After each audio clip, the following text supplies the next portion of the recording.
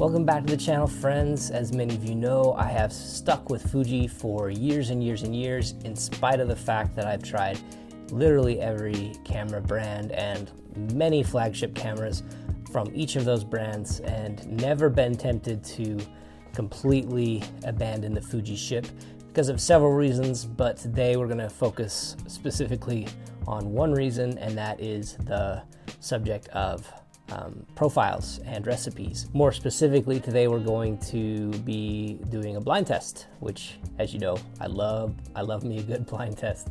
And the purpose of today's blind test is to help me discover which of the Fuji profiles, the many Fuji profiles out there, as well as many of the recipes, which ones appeal to us most and our intentionality as photographers. So for those of you who aren't familiar with the terms profile, recipe, and preset, and how those differ specifically when we're talking about Fuji, I'd like to give you a little bit of a breakdown of what those mean. That will help you to understand why this is important. For those of you who already know what I'm talking about, you can go ahead and skip to the blind test, use the chapter navigations.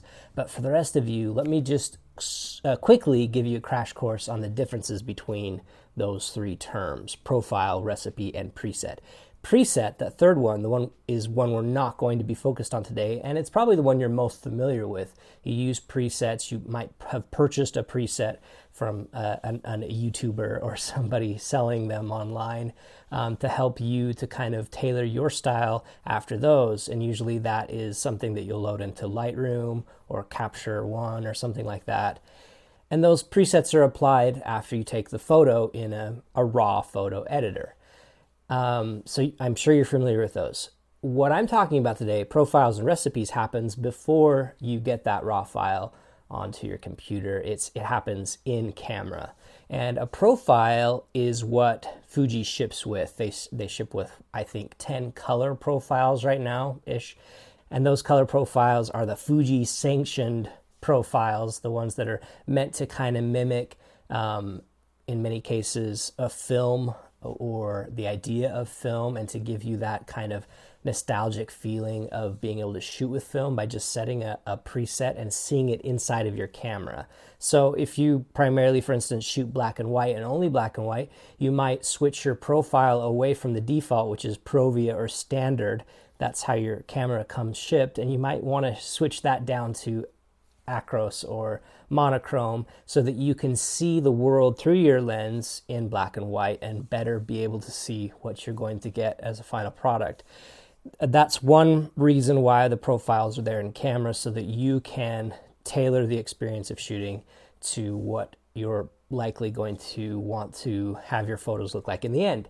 Also, there are many Fuji photographers who don't do processing, or if they do, very little on their desktop computer. They adhere to more of that film tradition where what they get in JPEG is what they're going to use, and these are typically more documentary style photographers, and you know, that's just a different approach, and it's not right or wrong, it's just different, and some people choose to do it that way. So profiles are kind of the foundation, but then building off of that, inside of the camera, you can also build a recipe. And a recipe is where you take a profile, but you say, well, I want to tweak it. I want to make the white balance a little different. I want to add or take away grain, sharpness, contrast, things like that, so that you can tailor that profile to meet your needs, but still come away with, I guess, a JPEG that is out of camera exactly what you want. And so those of you who have heard of recipes, you'll probably have heard of the blog Fuji X Weekly. That's owned and run by a friend of mine, Richie Roche. And Richie has kindly told me which of his recipes from his website are most popular with you folks. And so what I'm going to do today is show you both the in-camera profiles that Fuji provides, or most of them, and then I think 8 or so of Richie's most popular ones, and not tell you which is which, just jumble them all up, have you blindly go through this test and give a rating for each one and discover which one appeals to you the most. Okay, I think that's almost it. 2 more real quick things. 1, I do not have an X-Trans 4 device to show you the latest profile. I believe that's what, negative nostalgia or something like that. I don't have that one to show you, so this is slightly incomplete. For those of you that are dying to see that one next to all these, let me know. Maybe if there's enough comments or enough people chewing me out for not giving you that in the blind test, maybe I'll I don't know, find a way to get one of those devices. Right now I can't afford it, so that's where we're at. But even if I could afford it, it's hard for me to justify, I guess, upgrading when my X-T4 is amazing. It's the best camera I've ever used and meets my needs almost perfectly in every way. And I'll say that if you're looking to get into Fuji, there's no reason to buy the most expensive brand new device. X-T4 is amazing, even the X-T3, X Pro 3. There's so many great devices out there on the used market. And the place that I go, and by the way, the sponsor of this video, who we very much appreciate and love working with, and that's KEH.com. That's the place that I go to purchase used gear exclusively. I've always had an amazing experience with them.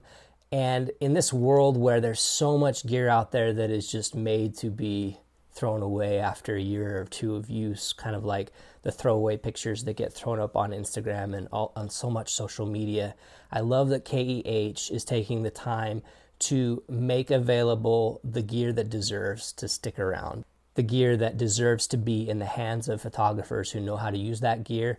And they do such an excellent job and take such great pride in finding that gear. They guarantee their gear. They have many professionals who evaluate that and will give you a very accurate how good or how poor condition that gear is in, and give you a fair market price for it. Also, if you're looking to trade in gear or sell the gear that you have, again, that's the place that I go to make that gear available to the next generation of shooters who can make use of that gear that I have babied and loved as much as I can, and care a lot about seeing that going back into the hands of another photographer. I really hope that, like us, you go there first when you need to buy or sell quality used gear. You can use the discount code Andrew5 for 5% off your next purchase. But I think that's it. I think we can now blindly wander into that blind test. Let's do it.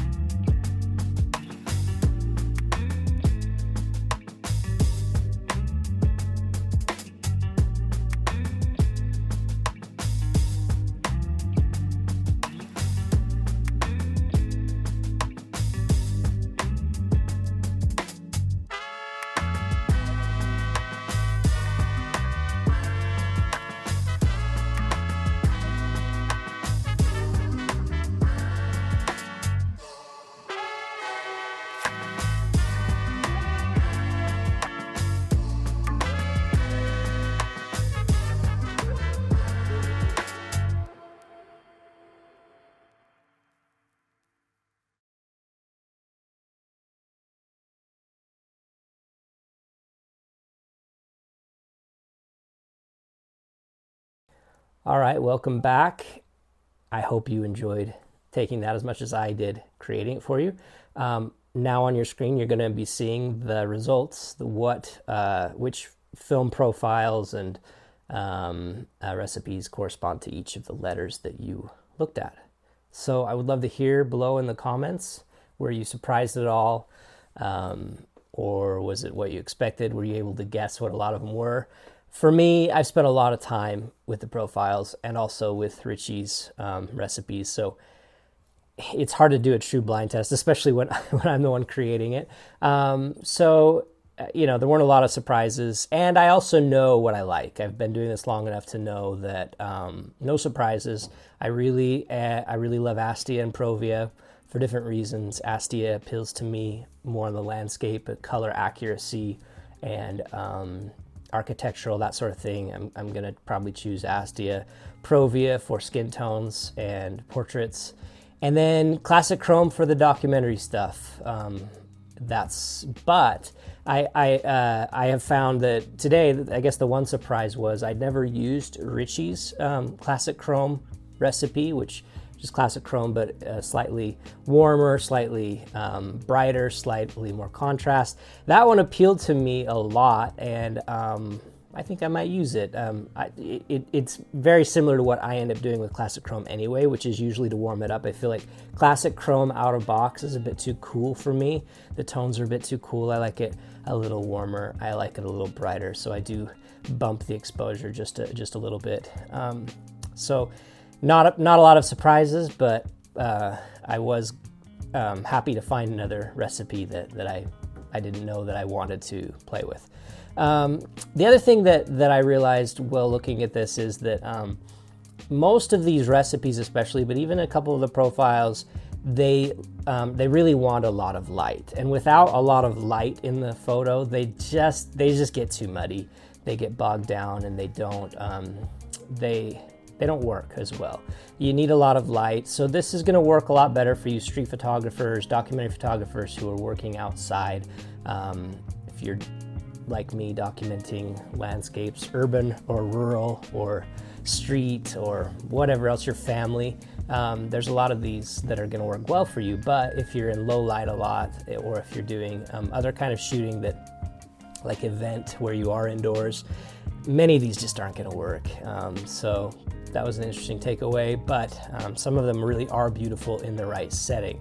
So also keep that in mind. If you rated something low, it doesn't mean that it wouldn't be just beautiful in the right setting. I hope that you use the results of this test more as a jumping off point, or a point to kind of determine what you want to play with. And I will give a plug to Richie. He didn't ask me to do this, but he does have his app that you can take with you in the field to help you to play with different recipes and try things out with examples and with the recipes right there on his app. So give that a shot, give that a try, and then of course subscribe to his blog and to his YouTube channel. But I think that's it for now. Remember to do good with your cameras, and we'll talk to you again real soon.